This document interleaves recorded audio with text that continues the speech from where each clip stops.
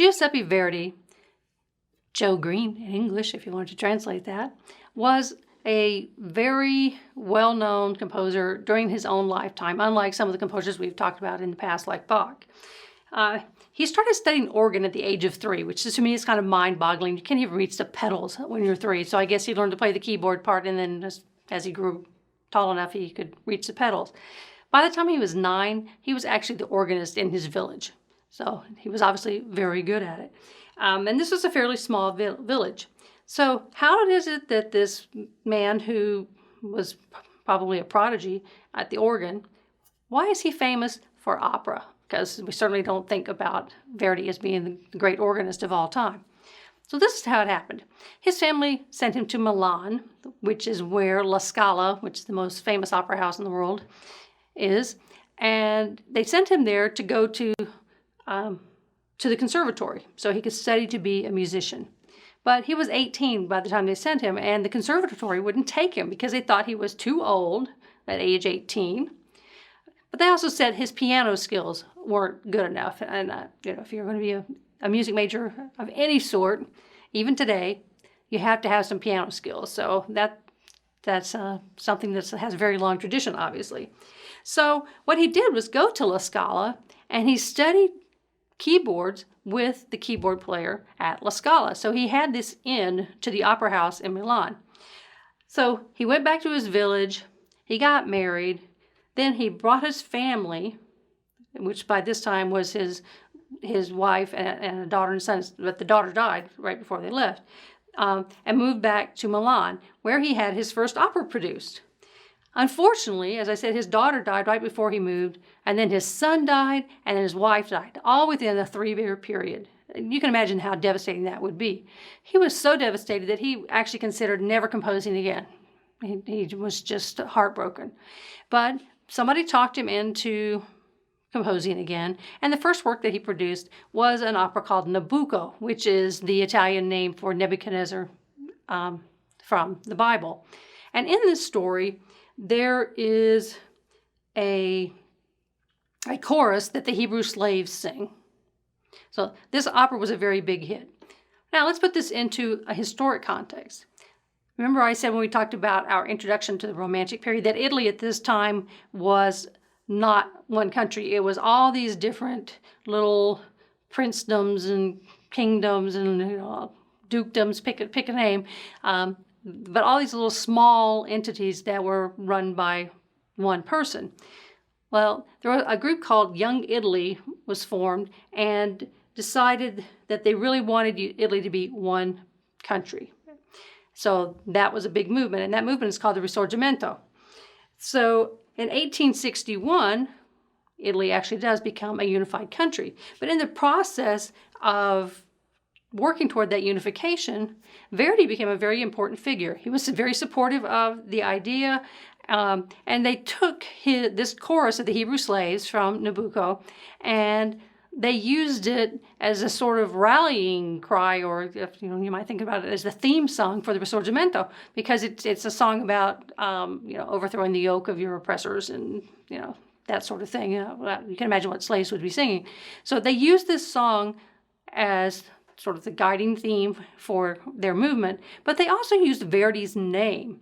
So you could go around cities in Italy and you would see Verdi scrawled as graffiti on a wall. They weren't trying to push Verdi the composer, but it just happened that Verdi was a convenient acronym for Vittorio Emanuele Re d'Italia, which means Victor Emmanuel, King of Italy, and that was who was going to be the king of the unified country. So they could just put Verdi's name on the wall. It looks very innocent if you don't know what it stands for, but it was really their slogan for unifying the country.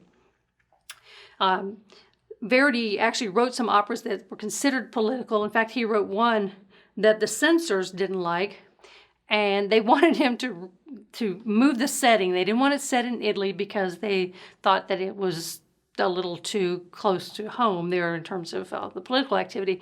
And the place they wanted him to reset this just blows my mind. They wanted him to set it in Boston. I guess they figured nobody in Italy would know anything about Boston and it would be perfectly safe to set this opera far, far away in Boston.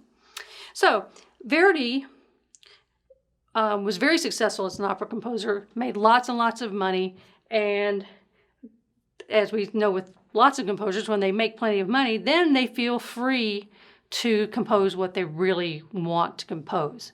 Now, they don't feel like they have to do it to make a living. So he, by the time that he got to where he could afford to do things for himself, he still wrote a lot of operas. And those are probably some of the ones that we know the best. So what are operas by Verdi that you should recognize the names of at least? La Traviata, which is basically the same story as Camille, which is a French story about a courtesan who, of course, dies of tuberculosis at the end because consumption was very fashionable to die of an opera. Il Trovatore, which is the Trovatores were a group of traveling singers from the Middle Ages. Rigoletto, which we're going to take a look at in a minute. Otello, based on Shakespeare's Othello. And Aida, which is a grand opera. It's set in Egypt, and when it's done to its fullest glory, there's actually a scene in there. It's like the triumphal procession where they've come back from battle and they're bringing in all the people they've captured and all the things they've captured. And if you do it really completely, they bring in animals. In the city of Knoxville, right down the road from us, they did it one year, and they had to do it at the Civic Auditorium because they couldn't do it at their regular theater because the stage's not big enough. But they went to the zoo and they got elephants and giraffes and all sorts of things and marched them across the stage. So if you do it right, that's the way that Aida comes across. Aida was written for the opening of the Suez Canal, which is why it's set in Egypt, even though Verdi was Italian. It didn't actually get performed, it wasn't done in time for the canal to be dedicated, but it was performed very shortly thereafter. Another work that he's very famous for is his Requiem Mass, which we heard a little bit of when we looked at the Requiem, and we compared that to Mozart. We looked at the two Dies Irae movements, if you remember that. This Requiem was not actually supposed to have all been Verdi's. The Mass was commissioned for the death of a man named Manzoni, who was very big in the Risorgimento. And what they had done was ask a lot of different Italian composers each to write a movement of this Requiem. So this is writing a piece by committee, which is probably not the best plan. And it didn't work out very well. But Verdi had written his movement, and then he went ahead and did the entire Requiem. That piece, if you played in your high school band, you might have played the Manzoni Requiem, which is the band version of the Verdi Requiem, and they just took the tunes and everything and moved it into an instrumental production, which is a very cool kind of piece. So let's look now at Rigoletto, which is an opera that you know a piece from. Trust me, you know at least one piece from Rigoletto. So I'm not sure if I've told you about this before, but when we have an opera, so you've got the composer who writes the tunes. Somebody writes the words as well, and it's not usually the composer. There's usually somebody else who writes those words. And the words themselves we call the libretto. And the person who writes those words is the librettist. So if you go to an opera and you are looking through the program and seeing all the stuff, it'll have the composer, but it'll also say libretto by so-and-so. So the words themselves are written by the librettist. The composer writes the lyrics. Sometimes the composer does both, but not usually. So in this particular story, we have four major characters. We have Rigoletto, the title character, who is basically a court jester. And he works for our second male character, who is the Duke. That's his name in the opera, the Duke. And the Duke is a womanizing guy. So Rigoletto works for the Duke. Rigoletto has a daughter named Gilda, I'm not quite sure how they pronounce that in Italian. And so obviously he's protective of his daughter, and the Duke is not the kind of man he really wants his daughter to be around. So in the course of the play, some things happen, and there's this curse placed on Rigoletto, which disturbs him greatly. Later, his daughter meets the Duke, and she falls in love with him. Yeah, he's not a good guy, but women, we make bad choices sometimes. So the people who put the curse on Rigoletto kidnap his daughter, but they don't know it's his daughter. They think that she's his mistress, and so obviously his concern is going to be even far greater for his daughter than it would have been for his mistress. And they're kidnapping her as revenge because this other man's daughter was kidnapped by the Duke, who had other intents, and that's where the curse came from. So Rigoletto pays Sparafuscile, who is an assassin, and he hires him. He wants him to kill the Duke. So it sounds rather soap opera-ish now, right? We've got a lot of plot going here. So we have Rigoletto has hired this man to kill the Duke. His daughter's in love with the Duke. So the scenes that we're going to watch are from the last act. So we have a new character here. Her name is Maddalena. She is Sparafuscile's sister. And he's got her. She's going to lure the Duke in to be killed. So they're at Sparafuscile's house. So is basically trying to seduce the Duke to get him. Now, the idea is that, or this is what Rigoletto is paid the man for, is that he's supposed to kill the Duke, put him in a bag, a big sack, and then give that to Rigoletto so that Rigoletto can go and throw him in the river, because Rigoletto wants to have some small part in this, but he doesn't want to actually do the killing. This is an important bit of information. So we are now at the house, and Maddalena and the Duke are there, and he sings an aria that everybody probably in the whole world knows, and that is La Donna è mobile. La Donna è mobile. You know, it's been in commercials and movies and everything in the world. So we're actually going to watch a clip of this particular section with Luciano Pavarotti singing the role, so you can hear a great tenor in the process. But as you watch, look for the other characters, because you will see that he's singing to Maddalena.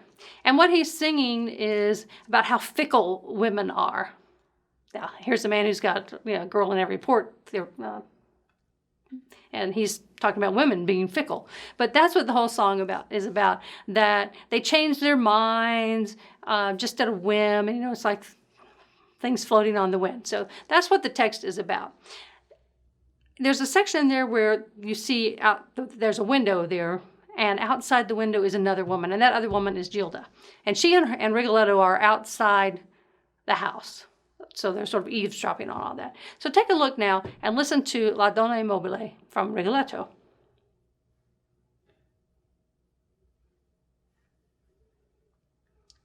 All right, so now we have seen that the Duke is flirting with Maddalena, and Gilda has seen this from the window. Well, she still loves him, but it's just killing her that she's watching him trying to seduce this other woman. So in the next section that we're going to watch, we have Maddalena and the Duke inside, Rigoletto and his daughter outside, and they're all going to sing. And we do have subtitles on this one, so you'll know what everybody's saying. The song that the Duke is singing is called Beautiful Daughter of Love. So obviously he's doing more sweet talking here. And then Rigoletto and his daughter are making their commentary on, what a bad guy he is, and then she's all hurt, and there's all this intense emotion going on. They all sing individually, so you can sort of know what everybody's talking about. And then in typical opera fashion, they all sing together. And we don't need to hear what everybody is saying at that point, because we know what everybody is thinking, what they're all about. So we can combine them all and get them all singing. So I'll let you go watch that in just a minute, but let's just see how this opera ends first. So we've got all this, Gilda loves him, despite the fact that he's obviously flirting with other women. So what happens is that Maddalena has convinced her brother not to kill the Duke. She likes him. So her brother says, well, I got to kill somebody. He's got money. He's got to kill somebody. So what they agree is that he will kill the first person who comes to the door. You can imagine what's coming here, right? Well, Gilda has dressed up like a man to get into the house. So she goes to the door. She's the first person at the door. She gets killed. He puts her in the sack, takes her out to Rigoletto. Rigoletto hauls the bag down to the river. He wants to make sure that the guy's dead. He wants to take one last look at him. He opens the bag, and there's his daughter, who is not quite dead, because we can't have a good aria at the end if she is. So she sings about how she's going to join her mother in heaven and all that sort of thing. And then, of course, Rigoletto is heartbroken, and that's the end of the opera. So that's a very typical romantic kind of opera. You have you got love story upon love story. You got a father's love for his daughter. You got women's love for a man, and the man who loves everybody. And then somebody dies, and people are distraught. So that's pretty typical kind of operatic ending for the Romantic period. We said we like drama and emotion, right? So now let's take a look at that scene with the quartet, which is Bella Figlia d'Amore. That's the Italian for Beautiful Daughter of Love. And enjoy the beautiful music of Verdi, this incredible opera composer from the Romantic period.